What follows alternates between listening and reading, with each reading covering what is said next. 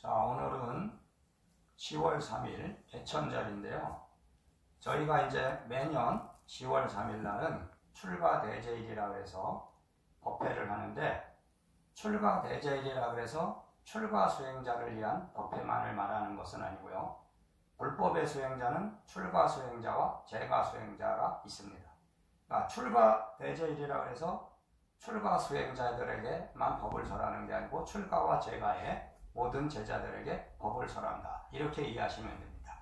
불교는 사부대중이라고 해서 스님만 하나의 부처의 제자가 아니고 비구, 비구니, 남자 스님과 여자 스님, 그리고 우바세, 우바이라고 해서 남자 신도, 여자 신도도 다 부처님의 원래 제자로 분류되죠.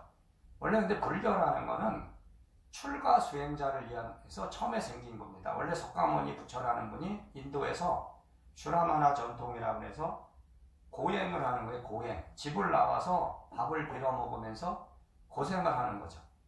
그러니까 그런 문화에서, 이 수행의 문화에서 불교가 탄생했고, 처음에 석가모니 부처가 법을 설했던 거는 출가 수행자의 법이었는데, 거기 이제 출가 수행자라는 것은 밥을 빌어 먹고 해도 하나의 이제 사람들이 처음에는 별로 없었겠지만 이제 많이 수행자들이 늘어나다 보니까 그것을 유지해 나가기 위해서 이제 재가 수행자들이 보시라는 걸 행하고, 이러면서 이제 불교 교단이 형성되고, 그러면서 많은 수행자들이 나왔습니다.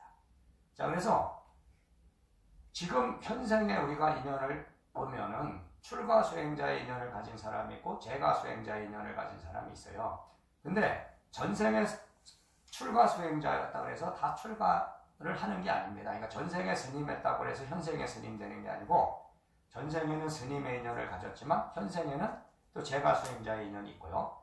전생에는 재가 수행자였는데 현생에는 또 스님의 인연을 가진 사람들이 있다, 이거죠. 자, 그래서 출가의 인연을 가진 사람은 출가의 길을 가야 되는 거고, 재가의 인연을 가지면 재가의 인연을 가져도 된다. 자, 근데 오늘은 출가 대제일이면서 원래 수계법회라 그래서 수계, 계를 받을 사람이 있으면 이제 계를 내리는 그런 행사예요, 원래는. 근데 이제 지금 출가라는 원래 제도가 삭발을 하는 제도로부터 탄생했죠. 원래 석가모니의 법은 머리를 깎는 삭발의 법인데, 그게 지금 불기 2569년인가 해서 지금 한 2500년 이상 지났다 그러죠. 그러다 보니까 새로운 출가법이 생겨야 되는 거죠. 그러다 보니까 지금 이 한국 사회에도 유발의 종단들이 있습니다. 머리를 기른 출가 수행자들의 법이 있는데, 그렇기 때문에 출가의 법은 고정된 것이 아니고 시대에 따라서 변화하는 겁니다. 그렇기 때문에 지금도 삭발승의 법만을 최고의 출가법이라 하고, 유발을 무시하고 삭발을 한 스님만이 최고다, 이런 어떤 법을 쓰는 분들이 많이 있는데, 실제로는 머리를 기른 유발의 제자들도 현실적인 여건이 삭발을 하고 가정을 버리고 못 가는 인연이라면 머리를 기르고 형식의 출가는 못해도, 형식의 머리는 못 깎아도 마음의 출가를 해서 마음으로서 수행을 하면 되는 것이다. 근데 어렵죠, 사실은.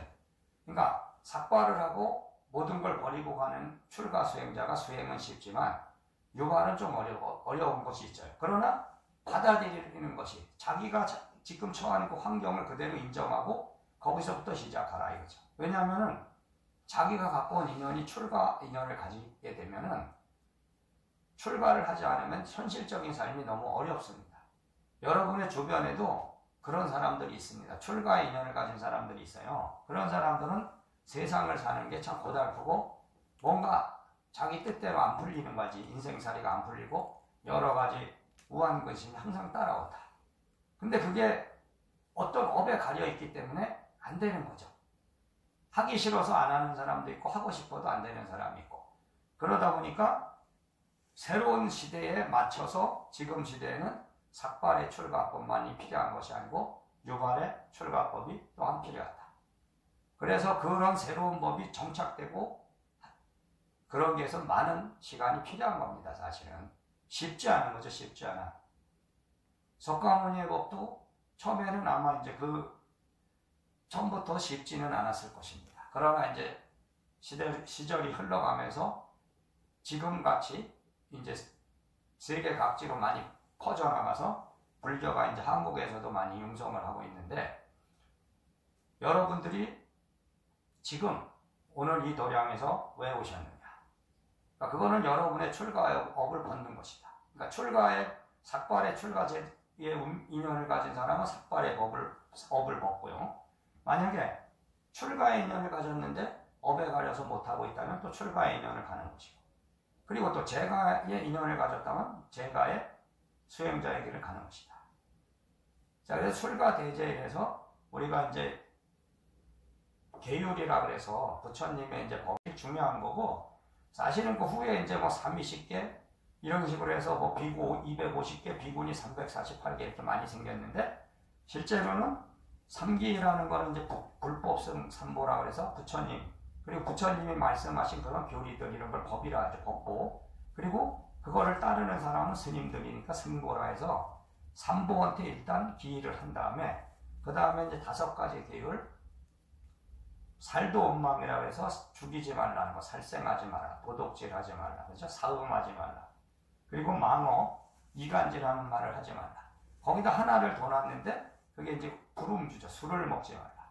근데 이제 불교하고 같은 시대에 탄생한 이제 종교가 자인화교라고 있어요. 그거는 지금 인도에서만 이제 전해지고 있는데, 자인화교도 승려라고 합니다, 원래. 그러니까 승려라는 게 불교만, 이렇게 머리 깎는 불교만의 독점문이 아니고요. 자인화도 승려예요, 원래. 그 사람들도 같은 슈라마나 전통을 따라서 머리를 그 사람들은 뽑죠. 우리처럼 이제 삭발을 하는 게 아니고 깎는 게 아니고. 근데 거기도 5가지 계율이 있는데 4가지는 똑같다는 거지. 살도 원망은 똑같아요. 살생하지 마라, 도둑질하지 마라, 그죠? 거짓말하지 말라, 이간질하는 말. 근데 한 가지가 거기는 무소유. 말하자면 원래 그러니까 무소유라는 게 원래 불교에 무소유가 있는 게 아니고요. 불교에는 무소유라는 계율이 없어요, 원래. 근데 자인화교는 아직도 무소유입니다, 거기는. 거기 자인화 승려들은 아무 재산을 갖지 못해요. 그러니까 신도들이 다 갖고 있어요. 그 사람들의 사찰 같은 것도 다 신도 명의로 돼 있다는 거지. 그러니까 불교는 근데 스님들이 말하자면 독점적으로 하고 있잖아요. 그래서 이제 한국에서도 맨날 불교를 뭐 개혁하려면 신도들한테 이제 재산권을 줘야 된다 이고 싸움하고 있죠. 근데 그거는 이제 하나의 법의 차이죠. 자, 그러니까 제가 이렇게 말씀드리는 건 뭐냐면 5가지 계율만 지켜도 되는 훌륭한 거지. 근데 그 계라는 거를 형식적으로 지켜야 되는 것이 아니고 형식이 중요한 게 아니라는 거죠. 그러니까 마음의 계. 그러니까 여러분들이 그거를 형식으로 뭐 이거를 해야지 말아야 돼 이게 아니고, 내가 자기의 인연에 따라서 우리가 이제 도덕적으로 말하자면 법률적으로 뭐 관습적으로 알잖아요. 그치? 인간의 도리 이거는 하면 안 되고, 그러니까 윤리적인 거 이런 거니까 여러분의 마음 안에는 이미 3계 5계가 있고 거기에 비구 비구니계가 다 있으니까 그걸 아시고 오늘 이 도량에서 이제 전생의 업장 소멸을 하시는 겁니다. 그러니까 법회라는 건 법을 받는 하나의 의식인데, 여러분이 오늘 여기 오신 거는 그런 전생의 업을 녹이고 여러분과 인연 맺어진 또 자손들과 모든 가족 관계에 있는 분들이 다 같이 연결되어 있는 거죠. 거기에서 여러분의 업이 소멸됨으로써 그분들의 업도 같이 소멸하는 그런 기도 법회를 했습니다. 자, 이상으로 오늘 마치겠습니다. 감사합니다.